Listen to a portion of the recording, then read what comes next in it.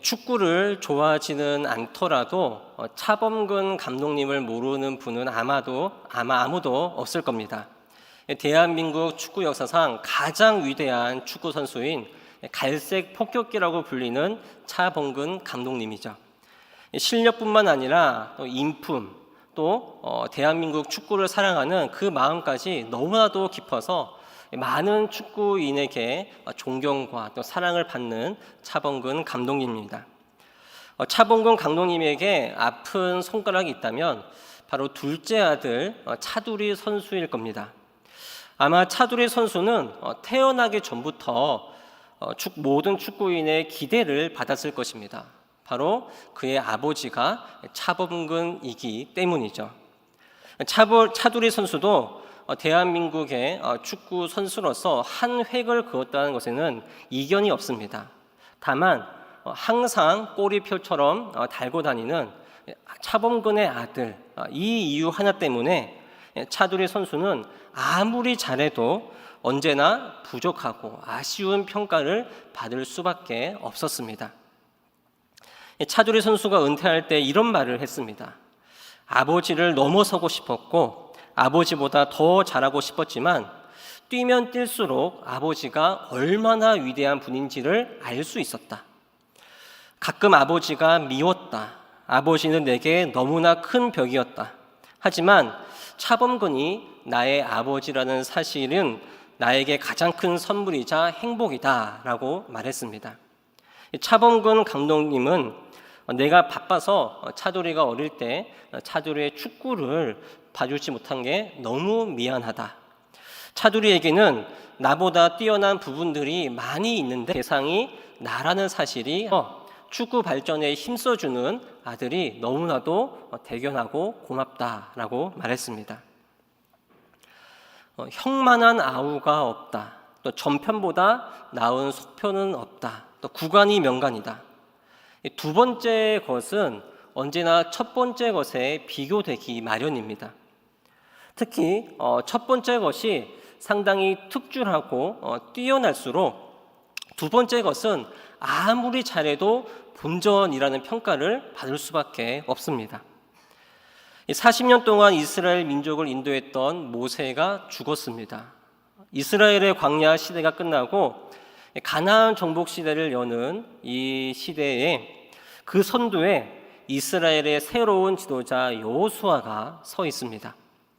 여호수아는 이스라엘의 절대적인 지도자였던 위대한 지도자 모세의 뒤를 이어서 요단강을 건너고 또 가나안 정복 전쟁을 치러야 합니다.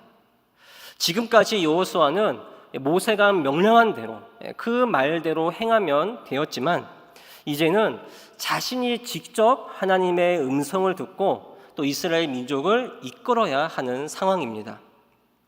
만약 여호수아의 리더십이 흔들린다면 이스라엘 백성들은 출애굽 1세대처럼 모두 출애굽 1세대가 광야에서 죽은 것처럼 이스라엘의 약속의 땅에 들어가더라도 그 땅을 다 차지하지 못할 것입니다.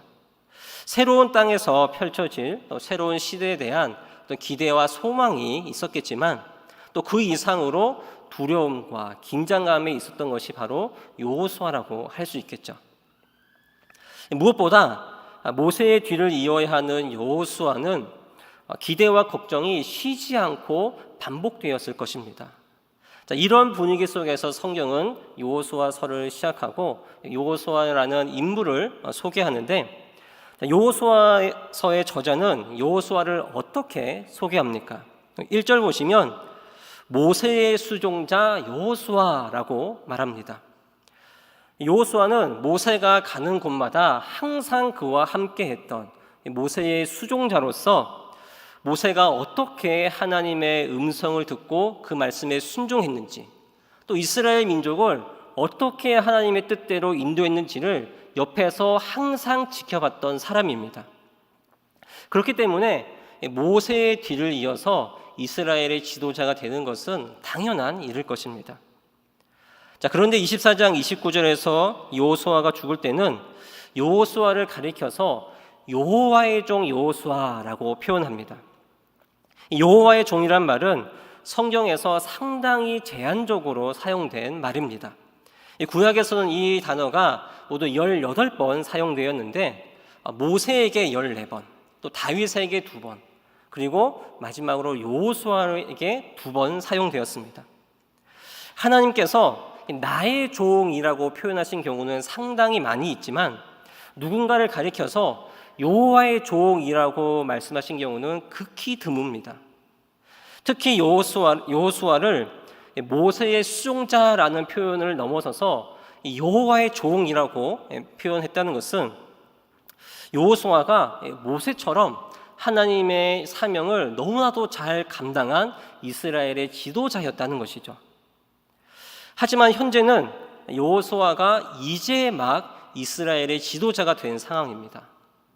지도자가 되자마자 요단강을 건너야 하는 그런 상황에 놓여 있고 40년 광야 생활과는 또 다른 가나안 정복 전쟁을 치러야 하는 상황에 놓여 있습니다.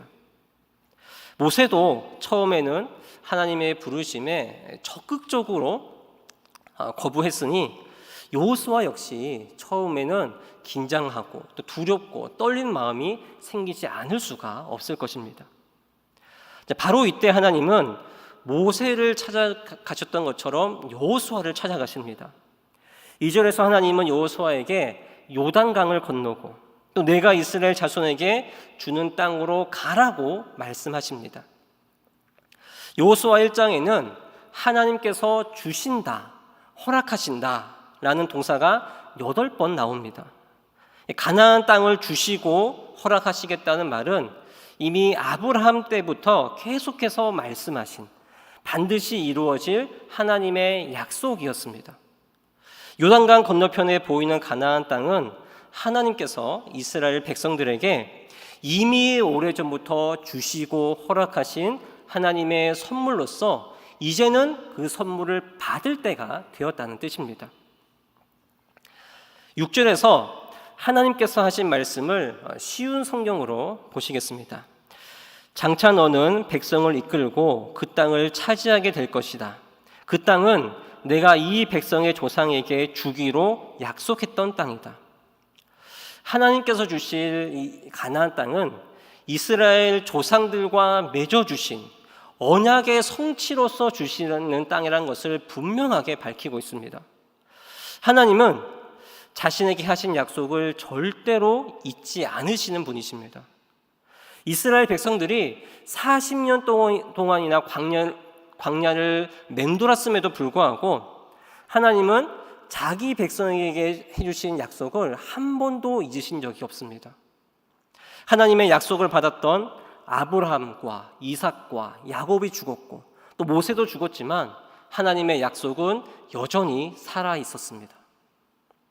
이스라엘을 가나안 땅으로 인도하시는 하나님과 지금 우리가 믿고 있는 하나님은 같은 분이십니다. 하나님은 지금도 우리와 약속하시는 분이시고 지금도 하나님의 약속을 신실하게 이루어 가시는 분이라는 뜻입니다. 우리의 삶은 하나님의 약속이 이루어지는 삶입니다. 우리의 삶 가운데 펼쳐지는 하나님의 역사는 우리의 부모님과 또 조부모님과 또 믿음의 선배님들과 하셨던 그 약속의 성취이고 나와 맺어주신 약속을 하나하나 이루어 가시는 그런 삶의 역사입니다. 모세는 하나님께서 약속하신 땅을 끝내 밟지 못했지만 여호수아는 약속의 땅을 밟으며 하나님의 약속을 이루어 나갔습니다. 우리 세대에 하나님의 약속이 이루어지지 않는다면 우리 시대가 지난 후 그 다음 시대에도 하나님은 다음 시대를 통해서 그 약속을 신실하게 이루어 나가시는 분이심을 믿습니다. 우리의 하루하루가 약속의 성취를 경험하는 날이 되기를 소망합니다. 나와 가정과 또 교회와 이 열방을 향해서 이루어가시는 이 하나님의 약속을 오늘을 살아갈 힘과 이유로 삼고서 그 약속을 굳건히 붙잡으시기를 소망합니다. 우리는 망각의 동물이어서 아무리 중요한 약속이라고 하더라도 잊어버리는 때가 있습니다. 그래서 어떻게 하죠? 중요한 약속은 메모에 적어 놓거나 아니면 그것을 수시로 보면서 약속을 되새깁니다. 하나님은 약속을 잘 까먹는 우리를 위해서 그 약속을 적어 주셨습니다. 바로 성경 말씀을 통해서 적어 주셨습니다. 절대로 바뀌거나 변하지 않는 이 성경 말씀에 하나님의 영원하신 말씀을 친히 기록해 주셨습니다. 성경의 모든 말씀은 나를 향한 하나님의 약속이기 때문에 기록된 말씀 중에서 하나도 이루어지지 않은 말씀이 없고 앞으로 이루어지지 않을 말씀도 하나도 없습니다.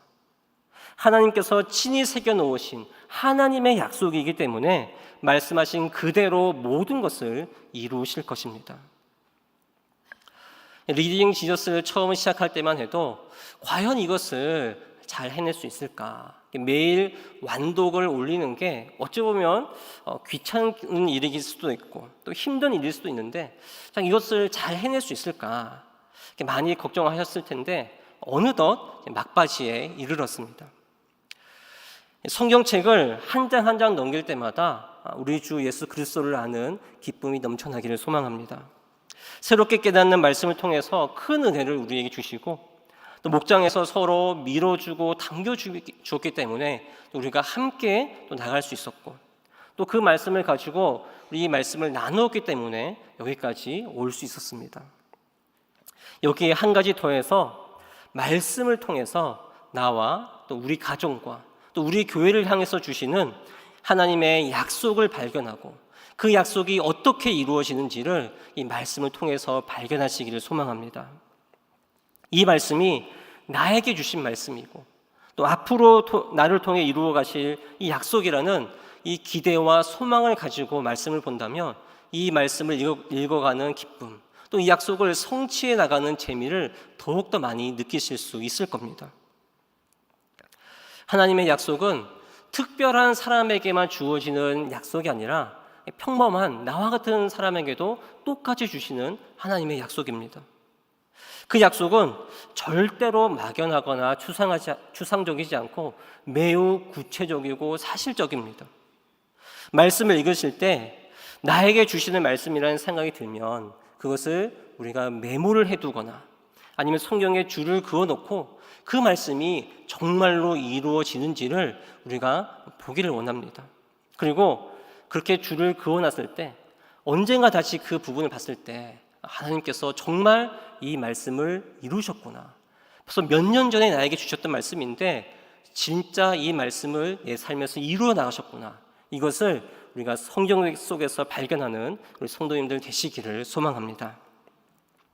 무엇보다 하나님께서 인류에게 주신 첫 번째 약속이자 영원한 약속인 예수 그리스도 그 우리 주님을 발견하는 기쁨이 말씀 가운데 있기를 소망합니다.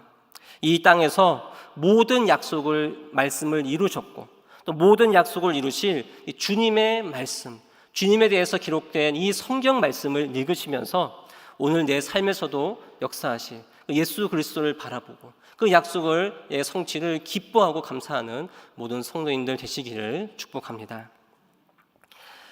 여호수아에게 40년 광야 생활은 지금을 위한 특별 훈련 기간이었을 것입니다.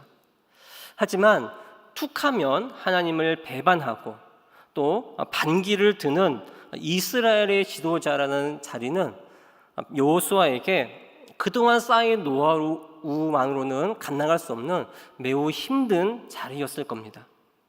무엇보다 지금까지 경험하지 못한 막강한 군대와 전쟁을 치러야 하는 상황이기 때문에 걱정과 두려움이 떠나지 않을 수가 없었습니다. 하지만 하나님은 이 고민을 말끔하게 해결해 주십니다. 다 같이 5절 말씀을 함께 읽어보겠습니다. 시작. 내 평생에 너를 능히 대적할 자가 없으리니 내가 모세와 함께 있었던 것 같이 너와 함께 있을 것임이니라. 내가 너를 떠나지 아니하며 버리지 아니하리니. 아멘. 자, 내가 모세와 함께 했던 것처럼 너와 함께 할 것이다. 너를 떠나지 않을 것이다. 너를 버리지 않을 것이다.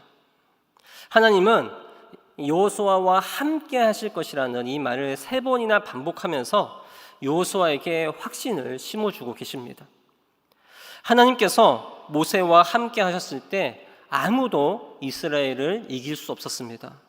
바로는 열 재앙을 견디지 못하였고 홍해는 그 길을 열 수밖에 없었습니다. 황량한 사막에서 먹을 것과 마실 것이 나왔고 대적들은 이스라엘에게 패배했습니다. 모세와 함께 하셨던 하나님께서 여호수아와도 함께 하실 것이기 때문에 여호수아와 이스라엘을 능히 대적할 자가 아무도 없다고 말씀하신 것입니다. 자, 그런데 하나님은 무엇이든지 차고 넘치게 주시는 분이시죠. 하나님은 이 약속에 이어서 구체적인 말씀을 더하여 주십니다. 성경을 보실 때 가장 주의해서 봐야 되는 말씀 중에 하나가 바로 반복되는 말씀이죠. 오늘 본문에서는 어떤 말씀이 가장 많이 반복되고 있습니까? 6절, 7절, 9절에는 강하고 담대하라는 말씀이 반복되고 있습니다. 자, 이런 응원과 격려는 여호수아에게 큰 힘과 위로가 되었을 것입니다. 그리고 특히 강하고 담대하라는 말은 여호수아에게 큰 의미로 다가올 수밖에 없었습니다. 우리 신명기 31장 6절 말씀을 보시겠습니다. 너희는 강하고 담대하라, 두려워하지 말라, 그들 앞에서 떨지 말라. 이는 내 하나님 여호와 그가 너와 함께 가시며 결코 너를 떠나지 아니하시며 버리지 아니하실 것임이라 하고, 신명기 31장 6절은 모세가 여호수아를 후계자로 삼을 때 했던 말입니다. 하나님께서 모세가 여호수아에게 했던 말을 그대로 인용하여 말씀하신 것은, 이 여호수아를 지도자로 삼은 것은 모세라는 사람이 아니라 하나님이라는 사실을 분명히 말씀하시기 위함이었습니다.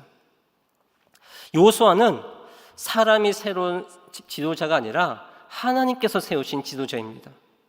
하나님께서 세우셨기 때문에 하나님께서 여호수아와 함께 하실 것이고, 여호수아를 버리거나 또 떠나는 일 없이 영원토록 여호수아와 함께 해주실 것이라는 약속의 말씀입니다. 그토록 바라던 약속의 땅이 저 너머에 있지만 1년 중에 수위가 가장 높은 요단강, 이 범람하는 요단강이 발 앞에 있고, 또 전쟁에 익숙하지 않은 이스라엘 백성들이 치열한 정복 전쟁을 펼쳐야 합니다. 하지만 모세를 통해 주셨던 나와 함께 하시겠다는 하나님의 이 약속을 통해 떠올리면서 여호수아는 강하고 담대한 마음으로 이 가나안 정복 전쟁의 첫걸음을 뗄 수 있었을 것입니다. 그런데 이 부분을 한 번 더 살펴볼 필요가 있습니다. 하나님은 왜 몇 번이나 강하고 담대하라는 말씀을 하신 것인가? 그리고 무엇을 향하여 강하고 담대할 것인가? 이 부분을 생각해 볼 필요가 있습니다. 우리 7절과 8절 말씀을 함께 읽어보도록 하겠습니다. 시작. 오직 강하고 극히 담대하여 나의 종 모세가 내게 명령한 그 율법을 다 지켜 행하고 우로나 좌로나 치우치지 말라. 그리하면 어디로 가든지 형통하리니 이 율법책을 내 입에서 떠나지 말게 하며 주야로 그것을 묵상하여 그 안에 기록된 대로 다 지켜 행하라. 그리하면 내 길이 평탄하게 될 것이며 내가 형통하리라. 자, 가나안 땅은 하나님께서 이스라엘에게 주신 하나님의 선물이라고 말씀드렸는데, 그보다 더 큰 선물이 이스라엘을 기다리고 있습니다. 바로 이 약속의 땅 가나안에서 하나님과 함께 살아가는 것입니다. 눈에 보이는 땅보다 더 중요한 것은 하나님과 함께 살아가는 것이고, 하나님과 함께하는 곳이 곧 젖과 꿀이 흐르는 땅이고 천국이라는 사실을 보여주고 있습니다. 중요한 것은 하나님은 거룩하신 분이라는 것이죠. 거룩하신 하나님과 함께 살기 위해서는 이스라엘 백성들도 거룩해져야 됩니다. 하나님은 이스라엘이 거룩하기 위한 방법은 단 한 가지라고 말씀하십니다. 바로 하나님께서 모세에게 말씀하신 이 율법을 지키는 것입니다. 말씀 앞에서 우로나 좌로 치우치지 말고 율법책이 입에서 떠나지 않게 하고 말씀을 주야로 묵상하면서 그것을 다 지켜 행해야 합니다. 그렇다면 여호수아와 이스라엘 백성들이 말씀대로 살기 위해서는 무엇이 필요할까요? 어떻게 해야지 율법에 기록된 대로 그 말씀을 다 지켜 행할 수 있습니까? 바로 강하고 담대해야 합니다. 여호수아와 이스라엘 백성들에게 필요한 것은 말씀을 향한 강함과 담대함입니다. 이스라엘이 40년 광야 생활을 하게 된 이유는 가나안 정탐꾼들 때문이었죠. 여호수아와 갈렙을 제외한 10명의 정탐꾼은 우리가 가나안 사람들 앞에서 메뚜기 같다고 했습니다. 가나안에는 잘 훈련된 병사들이 있고 또 강한 성이 있고 무기가 있기 때문에 우리는 그들을 절대로 이길 수 없을 것이라고 말했습니다. 사실 정탐꾼의 말대로 이스라엘 백성들은 그 사람들 앞에서 메뚜기와 같은 존재였습니다. 가나안 정탐꾼 사건 이후에 40년이 지났지만 여전히 그 사실에는 변함이 없습니다. 가나안 사람들과 전쟁을 치르기에는 모든 부분에서 군사적으로 열세에 놓여 있습니다. 전쟁을 치르기 위해서는 강력한 철기 문화를 공수해야 하고 체계적인 군사 훈련을 진행해야 하고 또 백전백승의 필승 전략을 잘 세워야 합니다. 전쟁을 치르려면 이런 실제적인 준비가 반드시 필요한데 하나님은 강하고 담대해서 너희들이 전쟁을 잘 치러야 전쟁 준비를 잘하고 열심히 싸워라 라고 말씀하신 것이 아니라 하나님의 말씀을 주야로 묵상하고 그 말씀을 지켜 행하는 데에 강하고 담대하라고 말씀하셨습니다. 말씀을 묵상하고 또 그 말씀을 지켜 행하는 것도 매우 중요한 일이죠. 하지만 지금 당장 전쟁을 치러야 하는 이스라엘 백성들의 입장에서는 이 말씀이 과연 도움이 되는가라는 생각이 들 수도 있습니다. 이스라엘의 군사력은 형편없었기 때문에 철저한 전쟁 준비를 하는 것이 가장 시급한 일처럼 보이는데 하나님은 이 상황에서 왜 말씀을 강조하신 것일까요?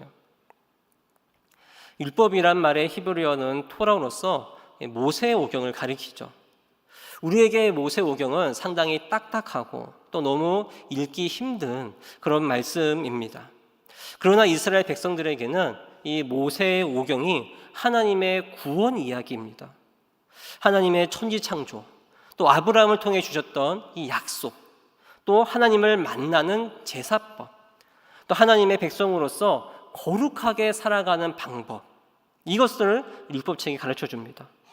구원자의 신 하나님의 백성이라는 이스라엘의 정체성을 명확하게 보여주고 있고 하나님의 백성으로서 사명이 무엇인지를 알려주며 이스라엘이 어떻게 해야 구원을 받을 수 있는지를 알려주는 책인 것이죠. 이 사실을 모를 리 없는 이스라엘 백성이 하나님의 말씀을 향해서 왜 강하고 담대해야 하는 것인가? 바로 가나안 땅에서는 하나님의 말씀대로 살아가는 것이 너무나도 어렵기 때문입니다. 40년 동안이나 광야 생활을 한 이스라엘 백성들이 가나안 땅에 처음 들어갔을 때 그들의 눈에 무엇이 보이겠습니까? 발달한 도시와 세련된 문화는 백성들의 마음을 금방 빼앗아갈 것입니다. 이스라엘 백성들은 40년 동안 광야 생활을 하느라 제대로 꾸미거나 치장할 수가 없었습니다. 가나안 땅에 들어가서 아름다운 사람들, 잘 꾸미고 치장한 사람들을 보면 그 마음이 빼앗길 수밖에 없습니다. 특히 가나안 땅은 우상이 상당히 성행한 곳이었고 또 매우 그 문화가 음란했기 때문에 가나안 땅에서 몸과 마음을 뺏기는 것은 순식간에 일어날 일입니다. 그래서 가나안 정복 전쟁은 칼과 방패로 하는 육적인 전쟁인 것이 아니라 하나님의 말씀에 순종하느냐, 하나님의 말씀을 철저히 지키고 그 말씀을 따라가느냐, 이것이 놓여있는 영적인 전쟁이라는 겁니다. 이스라엘 백성들은 눈에 보이는 유혹을 다 이겨내고 오직 하나님만을 바라봐야 합니다. 사랑할 만한 것들을 모두 버리고 오직 하나님만을 사랑해야 하고 가나안을 지배하는 이 세상의 법이 아니라 하나님의 법을 듣고 하나님의 법에 순종해야 합니다. 가나안 땅에 들어가자마자 찾아올 이 강력한 유혹을 이기기 위해서는 강하고 담대한 마음으로 하나님의 말씀을 마음의 중심에 두어야 하는 것입니다. 말씀을 향해서 강하고 담대하지 않으면 가나안 땅의 우상들이 이스라엘의 중심에 파고들 것입니다. 강하고 담대하게 하나님의 말씀에 순종할 때 가나안 땅의 모든 것들을 다 누릴 수 있겠지만 말씀에서 멀어지는 순간 그 모든 것들을 다 잃어버리게 된다는 것이죠. 우리가 강하고 담대한 마음으로 하나님의 말씀을 붙잡고 또 하나님의 법을 철저하게 지키기 위해서 노력해야 하는 이유가 무엇입니까?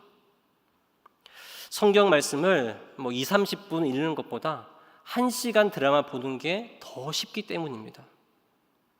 얇은 성경책 이 한 장을 넘기는 게 천근만근처럼 느껴질 수도 있고 금방 쓰러질 듯이 피곤한데도 오늘 꼭 봐야 하는 드라마는 꼭 봐야 한다는 그런 마음이 우리 안에 있기 때문입니다. 예배하고 기도하는 교회는 오늘따라 왜 이렇게 멀어 보이는지 모르겠는데 내가 좋아하는 일들을 하기 위해서는 맛있는 것을 먹으러 가기 위해서는 서울, 부산 거리도 금방처럼 느껴집니다. 말씀을 묵상하는 것보다 돈을 묵상하는 것이 훨씬 쉽습니다. 말씀을 묵상하려면 머리를 쥐어 짜내야 되는데 돈은 가만히 있으면 묵상이 절로 됩니다. 오늘 읽을 말씀의 분량이 좀 많다 싶으면 가슴이 답답해지는데 통장 잔고가 넉넉하게 있는 것을 보면 가슴이 벅차오릅니다. 인간은 가만히 내버려 두면 말씀에서 멀어지는 존재이기 때문에 강하고 담대한 마음으로 말씀 앞으로 나아가야 한다는 것입니다. 말씀으로 살아가려면 강하고 담대함을 가지고 매일 의지적으로 결단을 해야 합니다. 말씀에 강하고 담대했던 이스라엘 백성들은 가나안 땅을 하나씩 점령해 나갔습니다. 하지만 여호수아서가 끝나고 사사기서가 시작되자마자 이스라엘의 몰락이 시작되었습니다. 이스라엘 백성들이 하나님의 말씀에 강하고 담대했던 것이 아니라 각기 자기 소견에 옳은 대로 행했기 때문에 몰락하기 시작한 겁니다. 냉장고나 식탁에 여러분들이 큰 글자로 써 놓으셨으면 좋겠습니다. 말씀을 읽지 않고 리딩 지어스 하지 않으면 냉장고 문을 열고 맛있는 것을 꺼내지 않고 또 식탁에서 밥을 먹지 않겠다.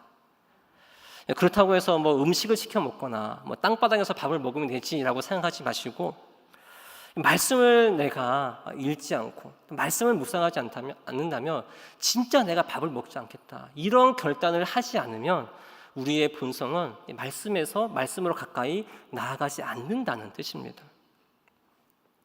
삶에서 중요한 일을 결정할 때 세상의 가치, 또 세상의 방법에 따라서 또 사람들의 말에 따라서 결정하는 것이 아니라 이 문제의 답은 무조건 하나님의 말씀 속에서 찾아보겠다. 성경에서 답을 찾지 못하면 내가 한 걸음도 옮기지 않겠다. 이런 각오를 우리가 해야 한다는 것입니다. 매일 의지를 다지고 매 순간 각오해도 유혹으로 가득한 이 세상에서 말씀을 읽고 묵상하고 그 말씀을 다 지키고 행하는 것은 너무나도 어려운 일이기 때문에 우리는 말씀을 향하여 날마다 굳건하고 강하고 담대해야 하는 줄을 믿습니다. 자기 소견대로 살지 않고 강하고 담대하여 말씀으로 살기 위해 발버둥 치는 사람에게 하나님께서 어떤 은혜를 주신다고 하셨습니까?